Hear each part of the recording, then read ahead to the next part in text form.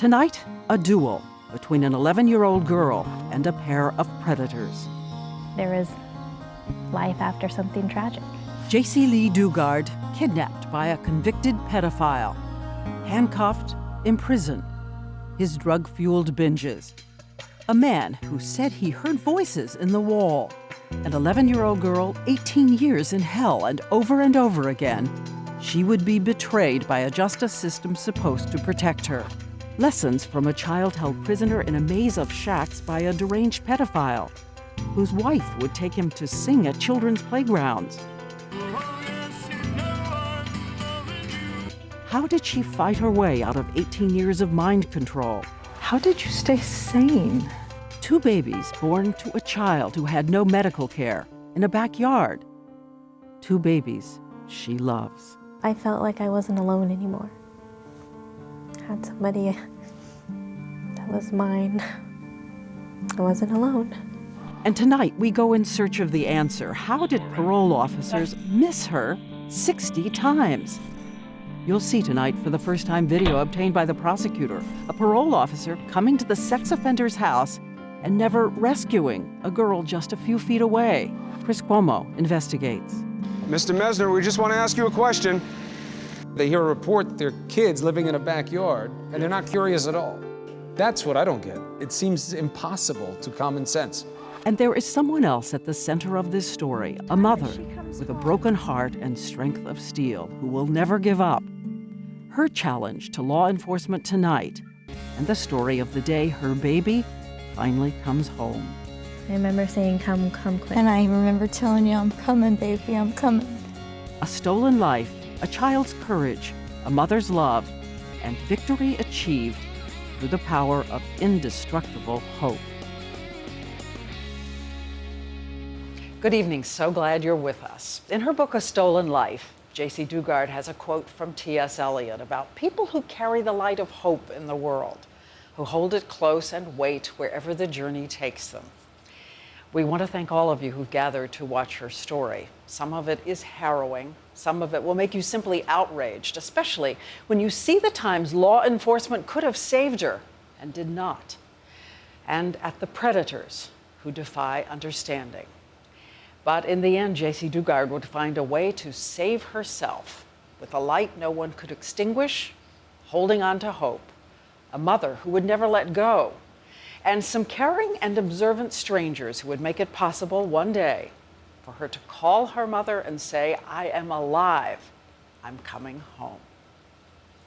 She was a little girl with a name right out of a storybook, Jaycee Dugard, age 11 years old. Hello?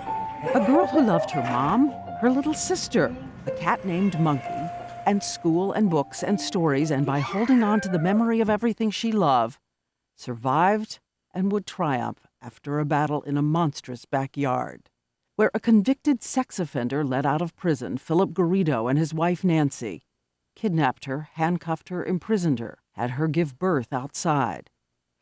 And over again, the justice system would fail her. For 18 years, she was forbidden to say her own name, so this is how her book, A Stolen Life, begins. Let's get one thing straight. My name is Jaycee Dugard. I was kidnapped by a stranger at age 11, and I want Philip Garrido to know that I no longer have to keep his secret. I was happy. She is 31 years old.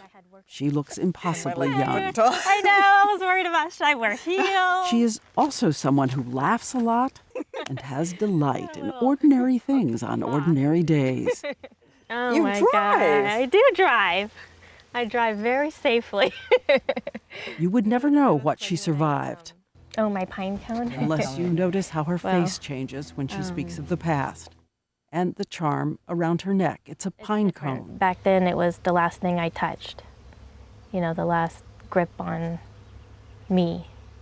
Now it's a symbol of hope and new beginnings, and that there is life after something tragic.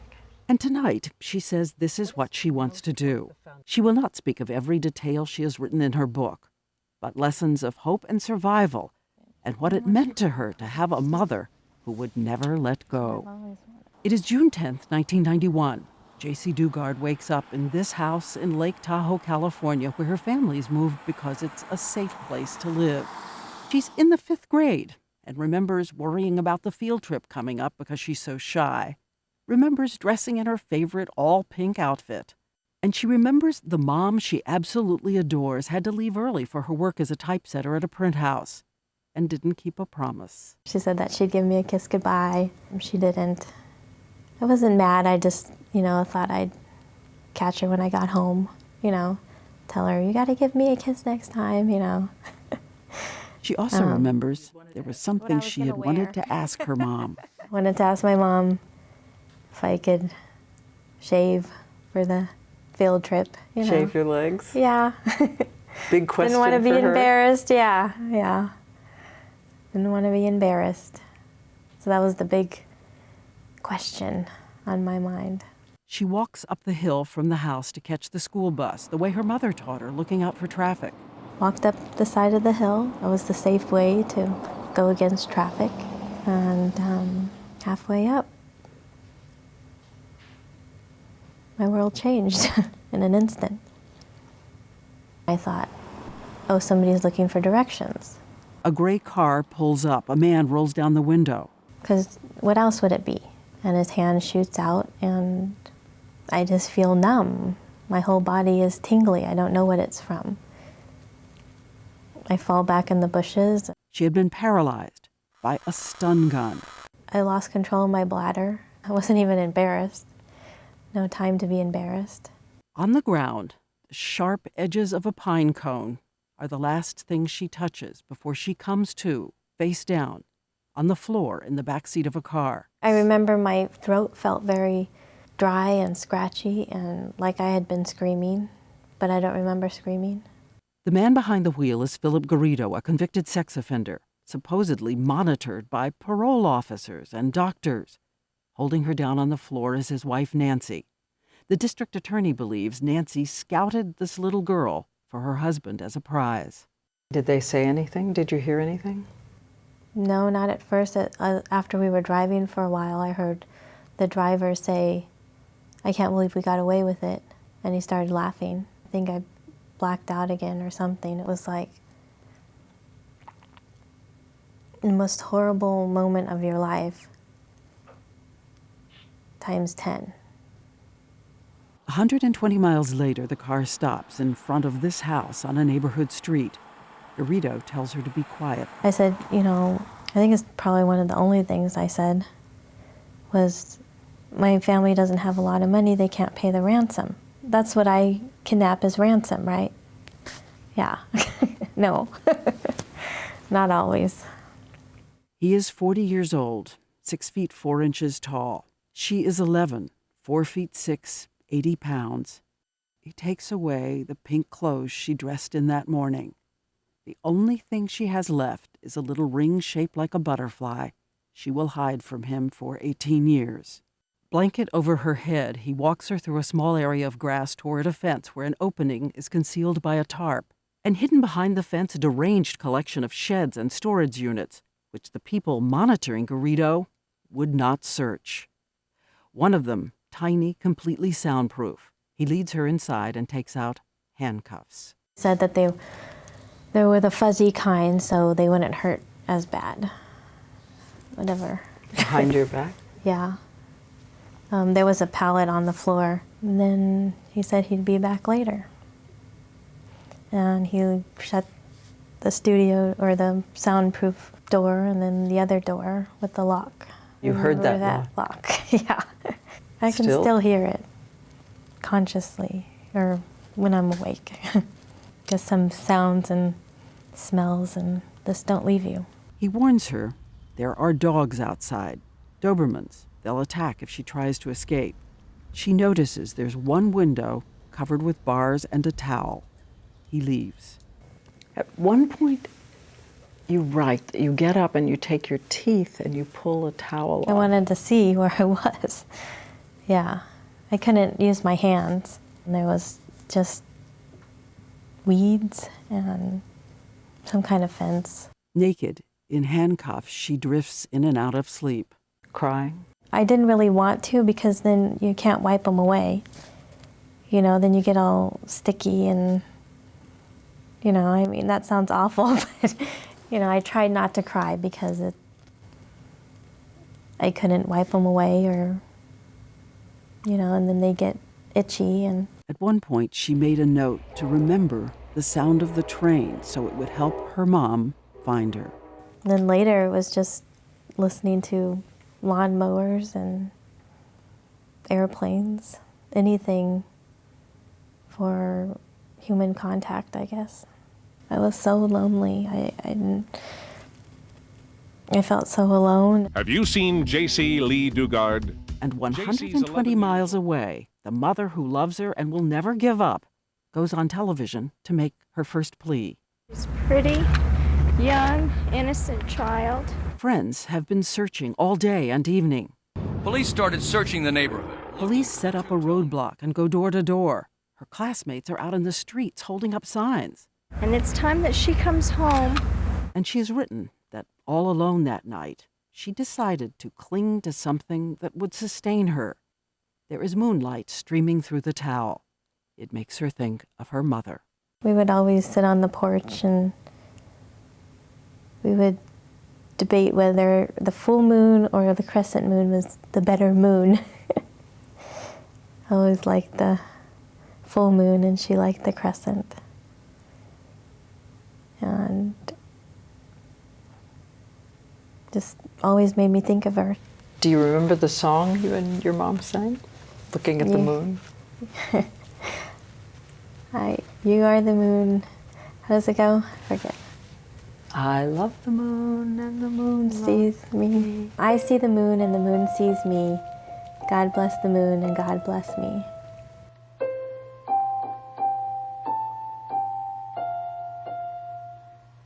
When we come back, a mother's search. You were always there. You never left me. Parole officers, doctors who miss what is in front of them. And the story Jaycee Dugard will tell for all the victims of sex abuse. A story she says is his shame, not hers. Can't steal anything else. Can't steal our love for each other. Couldn't take that away. And also ahead, the women who save her and the day she comes home.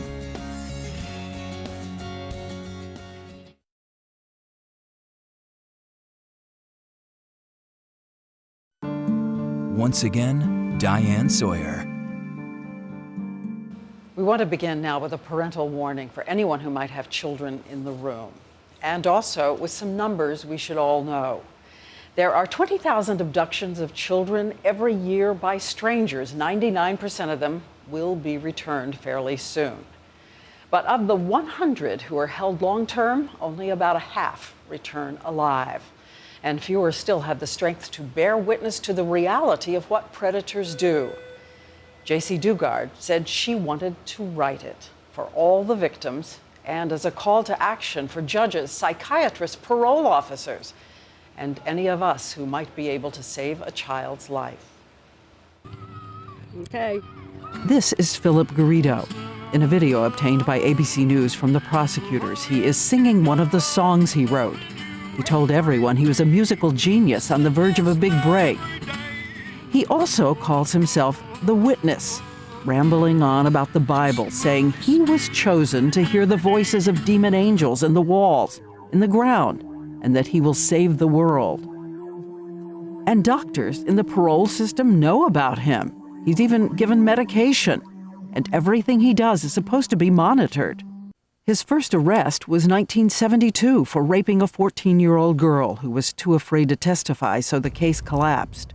5 years later, in a rented storage container, he raped a woman for 8 hours who managed to escape.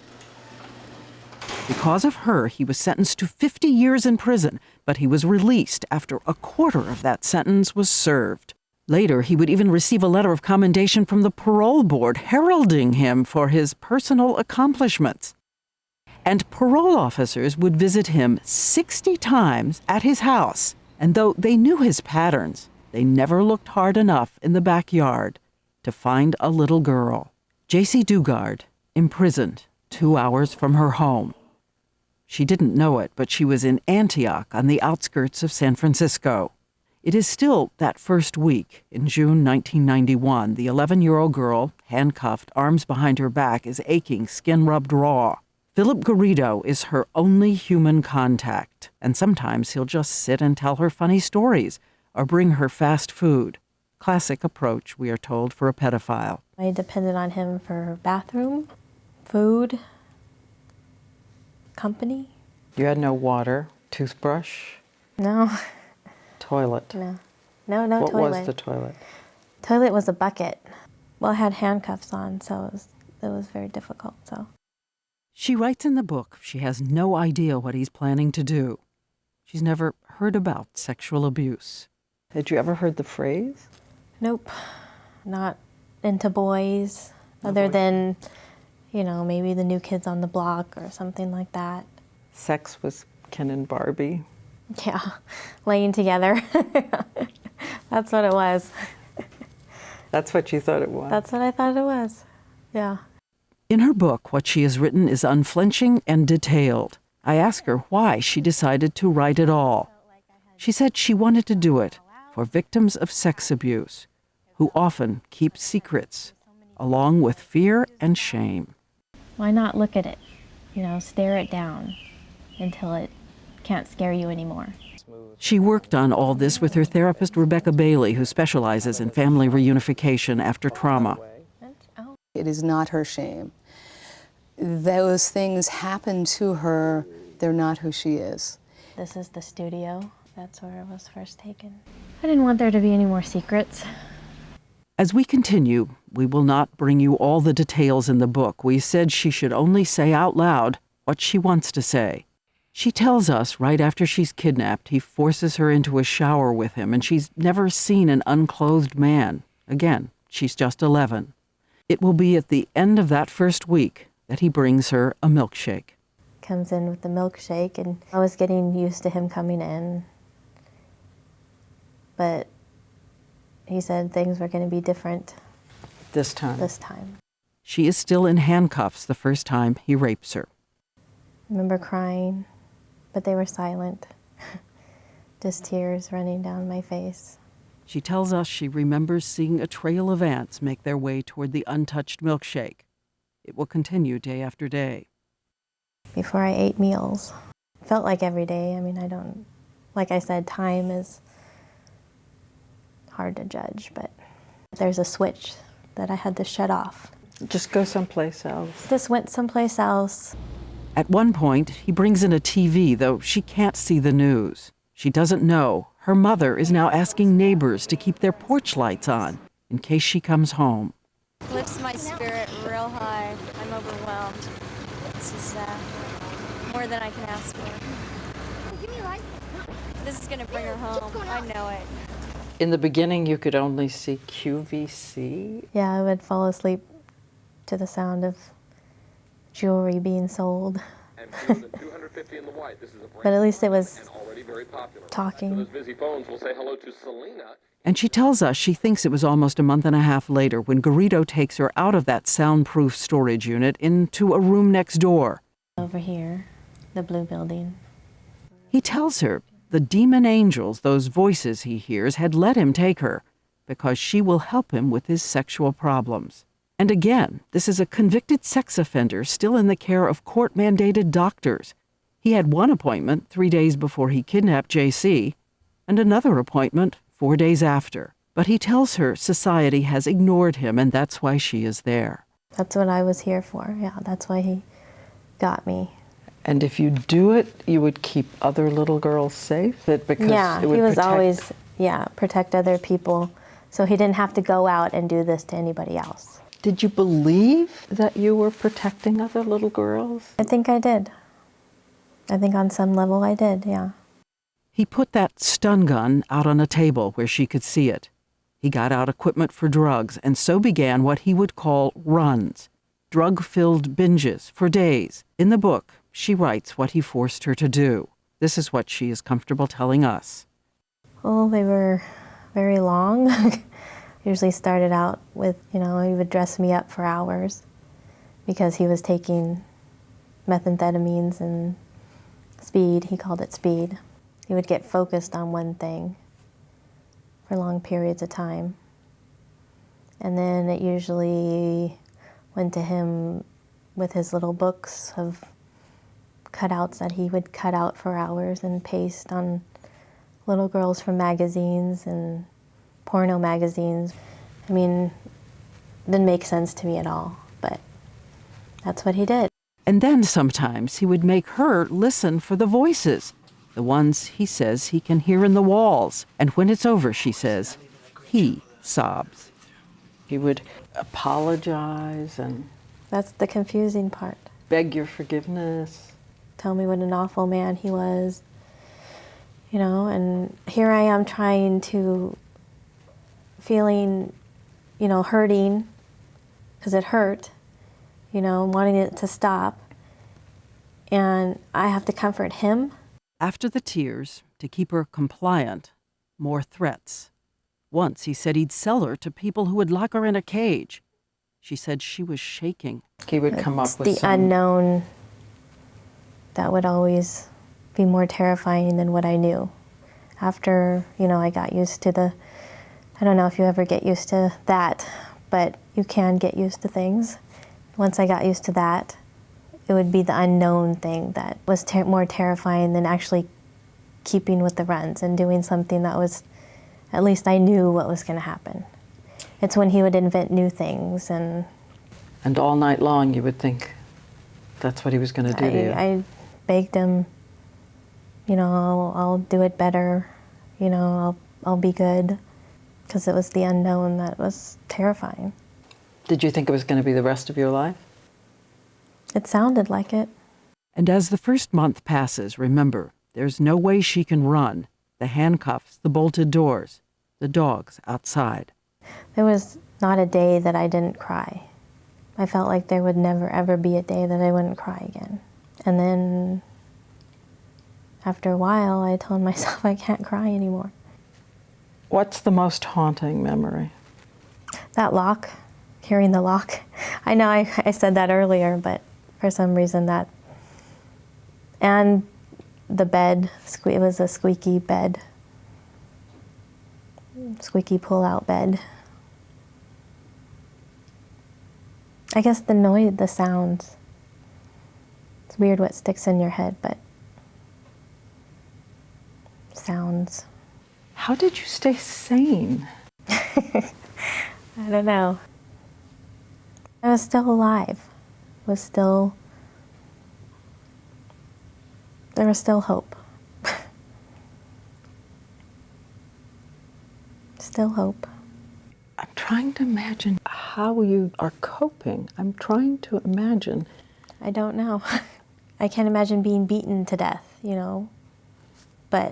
And you can't imagine being kidnapped and raped, you know. So it's just, you just do what you have to do to survive. And again, she says she is telling her story so that the thousands of other survivors of sexual abuse know that survival is your strength, not your shame. It's that T.S. Eliot quote you have in your book. Yeah, I had about hope. Thinking I have to hope in something. Hope was in the wrong place. But sometimes you just have to hold on to any kind of hope to survive. And there's one other measure of Jaycee Dugard's willingness to stare down the truth. It turns out Philip Garrido videotaped what he did to her, and the prosecutors asked her to look at them. She says she did, to make sure he had not kidnapped any other little girls. And every tape was of her. Next, the mother moving heaven and earth to find her child.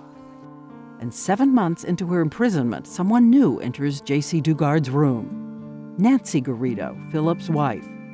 Together, they try to take Jaycee's identity away, and she fights to hold on to it inside. In some ways, she's just as evil as Philip. Very twisted minds. And later, Chris Cuomo investigates the colossal failures of the justice system. Mr. Mesner, we just want to ask you a question. And if you think you might be witnessing child abuse, there's a number to call on our website, abcnews.com.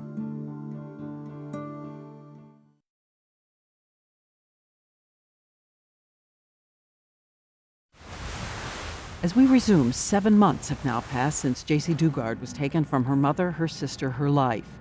That field trip she worried about, long over. Her 5th grade classmates have now graduated elementary school. Her mother is still pleading with everyone to keep on searching for her. She is coming home. That gives me a lot of hope, a lot of optimism. Somebody's, feeding me dreams for a reason. And by the way, her biological father had left the family, was never in Jaycee's life. There was a stepfather, but Jaycee was not close to him. 2 hours away, Jaycee is now being moved back and forth from the soundproof room to the larger room where she's handcuffed to the bed. Her only company, a spider, she names Bianca. Then one day, Garrido says there's someone he wants her to meet, and he wants them to be friends. She enters the picture. Yes. Nancy. Nancy Garrido is his wife. They had met in a visiting room at Leavenworth Prison. He, a prisoner there, she visiting her uncle. She, a Jehovah's Witness. He talked to her about the Bible. She was also in the car the day Jaycee Dugard was stun-gunned and kidnapped. She was the one who pinned the little girl to the floor with her legs. Now, she shows up bringing a purple bear and a Barbie doll and chocolate milk. I was so lonely. I craved any kind of attention. I wanted her to like me. Because I felt like if she doesn't like me, then I'm going to get in trouble. Jaycee remembers using the cartons from the chocolate milk to try to make furniture for her Barbie. Nancy starts bringing me meals. There's a TV over there, so I could watch TV as long as it was low. she told you she was sorry what they'd done to you? Mm-hmm. She told me that she cried too. In some ways, she's just as manipulative because she would cry and say, I can't believe that he did this. I wish he would have got a headache that morning that he took you. And she knew everything. Yeah, she knew everything. Everything. What makes somebody do that in the first place? Take somebody else's child just to satisfy your husband. I don't know, she's just as evil as Philip. Very twisted minds. Twisted. Okay. Does it say record still? Yes. Good. Remember the video obtained by the prosecutors of Philip Garrido playing his guitar? Again, he is a convicted sex offender supposed to be monitored, at times even wearing an ankle bracelet. But here, he is singing at a children's playground. And holding the camera, his wife Nancy, who will furtively move it off him away to gather secret pictures of little girls playing. You got me real good? Yes. I can see you really good. As we've said, later tonight, we will go to law enforcement and seek answers. When they are arrested, Nancy Garrido will also be charged with kidnapping and rape by force. We remember a moment from the courtroom. Philip Garrido, Nancy Garrido, in a jury box separated by their lawyers. And suddenly he looks at her and mouths the words, I love you. Even as she kept scouting little girls for her pedophile husband, Nancy Garrido, like him, would alternate motherly concern with coldness and cruelty. Jealous. Very jealous of me for some reason. Like I wanted her husband to rape me. Very jealous and sick.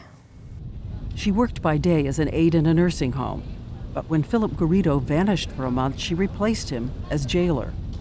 A whole month, he's gone. Yeah, she said that he was on an island with a friend, but he was actually sent back to prison. For failing a drug test. So it's the two of you. Yeah. She would lock us in every night. She wanted to watch this scary movie called The Unborn. It was awful. It was very scary. And then she would leave in the morning and lock the door. And the two of them also worked together to use Jaycee's love of animals to manipulate the little girl, giving her kittens that would then mysteriously vanish. Well, it was Tigger, and then it was Snowy, who, I don't know what happened to her. Another kitten was named Eclipse, a girl kitten. Jaycee loved so much she asked for paper and a pen to make a little diary. She writes how grateful she was for the little kitten and how much the Garridos told her they paid for her, adding, "Last night I started to cry and she heard me. She came to me and sat next to me, and after that I felt a little better. She means more to me than my own life. I see her love for me." And every entry is studied with a little heart on a string, like a balloon. The little kitten Eclipse would also disappear during one of Garrido's drug-filled runs. And when Garrido happened to notice that the little girl had signed her name, Jaycee, on that journal, I actually wrote my name, and I tore it out when he saw it. Because he said you had to. Yes, and that was the last time. the last time for 18 years she'd be allowed to write or speak her name. Losing her name and fighting to hold on to the memory of the face that is keeping her alive, her mom. I wanted to see her more than anything. And worried you'd forget. Worried I'd forget what she looked like or what she sounded like. Would she forget me? Would she want you after this?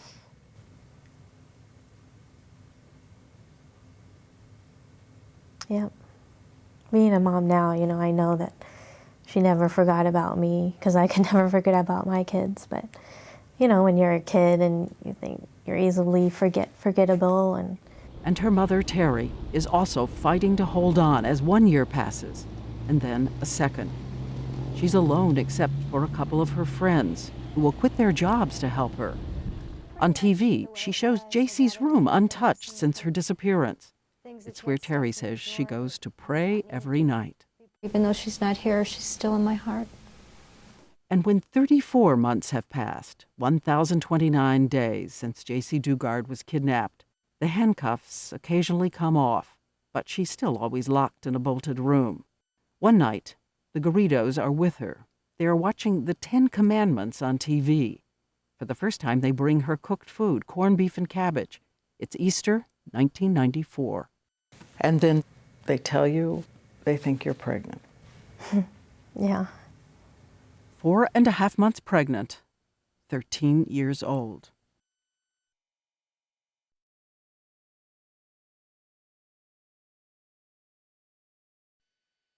As we said, by now Jaycee Dugard has been in captivity for 1,029 days.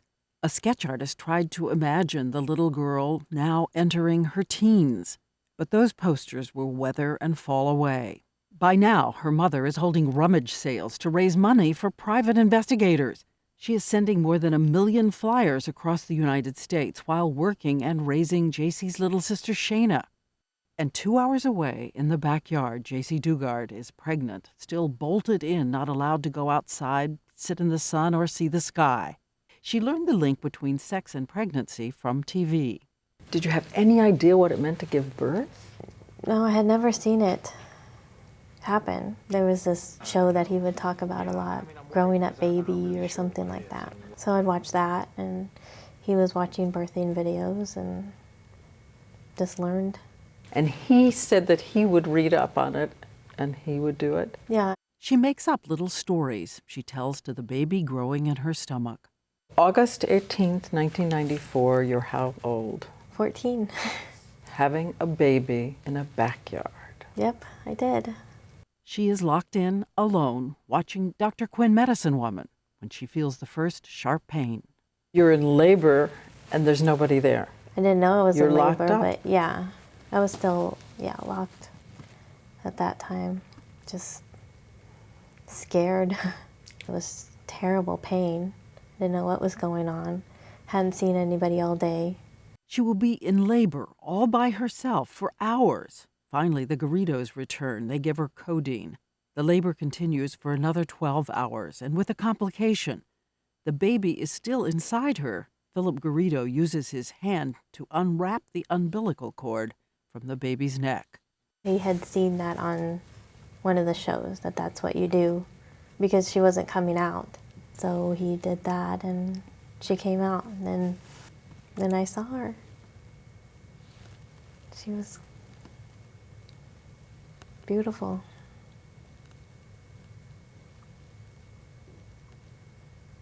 I felt like I wasn't alone anymore.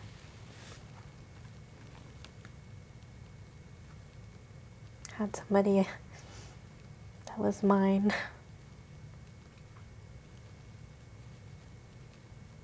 I wasn't alone. And I knew I could never let anything happen to her. I didn't know how I was going to do that, but I did. And when Garrido takes the baby, he held her in a chair and prayed that he would never hurt her. Was it your terror? Yeah, every day. 3 years later, another birth in the backyard. I have a second person to love and to love me, and maybe another little piece of my mom to hang on to. I wanted to see her more than anything. Every day, in the beginning, like I said, I would cry every day and be hardest when I would think about her and what she was doing, and then trying to convince myself she was better without me. Easier, you know, she had Shayna, but I wanted her. And for the next 2 years, as doctors profess to monitor Garrido, along with all those parole officers who come into the house, Dugard is in the back, locked up in a room with 2 little girls, taking care of them with what she's learned from TV, breastfeeding first one, then the other. Garrido, she writes in the book, still erupts with anger, inexplicable rants about her behavior, which she tries to keep altering to avoid his moods. At other times, long lectures about the Bible, how he is the chosen one. And he continues to make her listen to voices he says he hears with a machine he has built using plastic cups. What are bionic ears? It's like a sound amplifier. And I would have to listen to the air conditioner, sit with the headphones for hours, tuning in, he called it.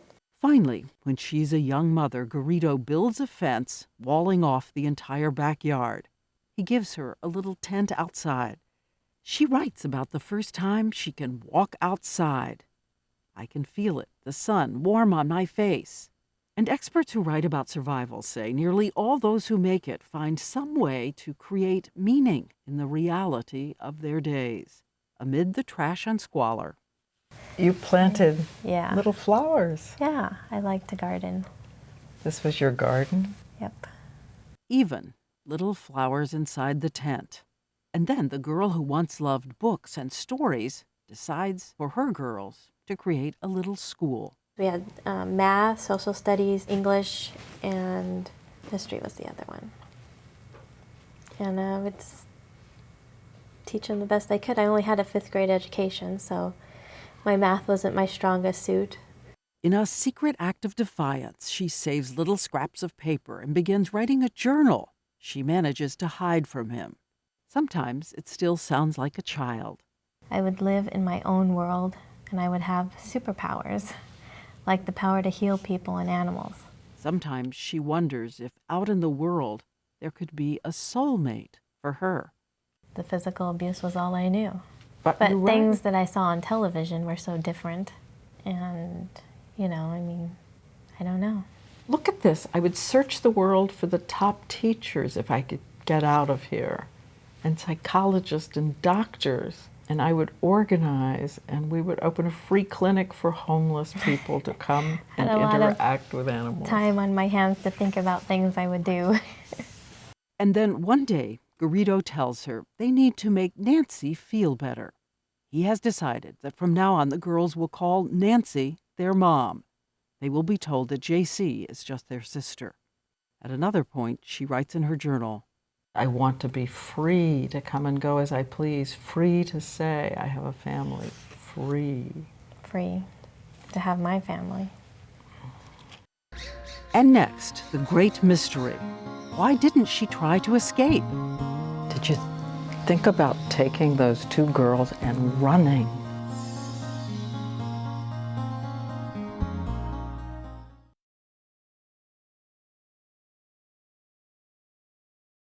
Why is this door blocked? For the first time ever, you're seeing a video obtained by prosecutors of a parole officer going through the house of convicted sex offender Philip Garrido. The voice you hear is Nancy Garrido taunting the officer. What does a parole agent do for his parolee? Mr. Ma'am, you can come in office and we'll discuss that.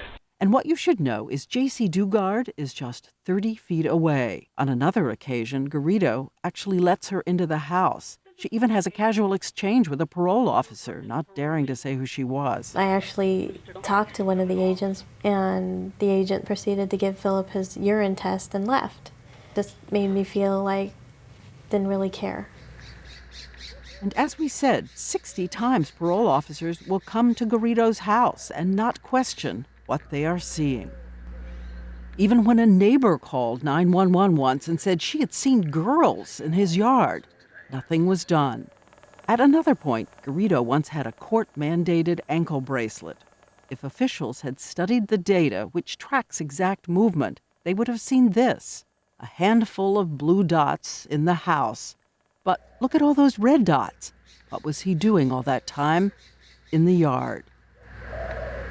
Chris Cuomo investigates their inaction later. And so more and more years go by, summers, fall, winter. Jaycee Dugard's little friends from the 5th grade are now entering college. She has been told to take a new name. Who were you? I was Alyssa. I liked the actor Alyssa Milano on Who's the Boss, and I couldn't be Jaycee, so I picked another name. And by 1999, the Garridos feel so confident no one will find her, they all go out to a kind of carnival called the Corn Fest. We got actual news photos of the crowd that day. She's 19, 40,000 people are there. Had any of them heard of her or seen the flyers? We pored over them, hoping she'd be there in plain sight. We didn't find her. And who were you inside when you would be out among people? Hiding. Afraid I'm going to make a mistake and do something wrong. And no one seemed to see you? No, nobody noticed. She said by then she'd gained weight and her blonde hair had turned brown. Did you know that there was an artist's attempt to imagine what you looked like? What do you think? I don't think it looks like me. Which brings us to one of the great mysteries of human behavior. If she was out in the world, why didn't she run? What was the psychological stun gun that paralyzed her action, even when the doors were unlocked? Classic. Classic. Manipulation, being responsible for everything from time to food to human companionship. And you see it over and over again. You do see it over and over again. Her therapist, Rebecca Bailey, says what happened is not Stockholm Syndrome, but a kind of coping, an adaptive helplessness. It comes with years of abuse, when the emotional handcuffs become stronger than the tangible ones in the hands of a predatory expert. So he was a mastermind, and in his narcissism was able to weave people into believing his stories. He had a prior rape in which he had held the woman captive and was able to talk a police officer away from the site, convinced initially the police officer that this naked woman screaming was in fact enjoying being with him. After the children were born, Garrido stopped the sexual relationship. Did you think of him as father? Never. Father to the kids. No, Dictator? just somebody who always knew what to do. I depended on him for everything. And it seems you can almost see something in her face when she tries to go back to that time, searching for reasons. Did you think about taking those two girls and running? I'm sure I did, but it wasn't something I felt I could do. Because? The situation felt like wasn't an option. I don't know how else to explain it. There was no leaving. What would it have taken for you to believe you could leave? I've asked myself that question many times. The mind manipulation, plus the physical abuse I suffered in the beginning. there was no leaving. Maybe if one of the girls were being hurt. And everyone who thinks that that maternal impulse would just scoop them up to run doesn't. They were safe. I was being told that the outside world was dangerous. Ironically enough, filled with rapists and pedophiles. Yes, and pedophiles. I couldn't protect them out there. It's like what I knew was safe, the unknown that was out there was terrifying, especially when thinking about the girls. You can see it in her journal. She writes about her fear and wonders how she could live or survive on the outside. He helped her to believe he was the only person that she could be safe with. She had parole officers coming to the house. Right now I'm searching the house. And at some point, it's logical to assume you would say, does anybody even know that I'm here or even care that I'm here? And even when she is now in her 20s, Garrido has started a printing business. Jaycee is designing cards and invitation on a computer with internet. Her mother on her mind, her hands still unable to move. He said that the computer keeps track of all that stuff, and he could see that. A couple of clicks. A couple of clicks. But you never... I never did it. Something always held me back. It was like I still had those handcuffs on. Do you think you'll ever understand it? Why you didn't leave? I don't think so. In fact, after she was found, one of her first questions to her therapist was, is he crazy or am I? But the real miracle is that even as Jaycee Dugard was drowning in the undertow of Garrido and his control, she kept clinging fiercely to fading memories of mother, love, and hope. She kept her hope.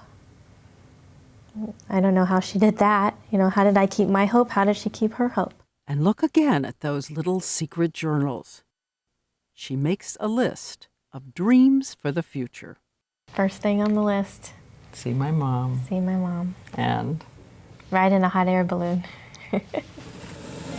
Still ahead, the impossible happens. 2 campus cops do what an entire federal bureaucracy had failed to do. They will make the move that will catch 2 predators and save a life. Jaycee Dugard, after 18 years, is about to hear her mother's voice. I walked in, I'm so happy, I'm so happy.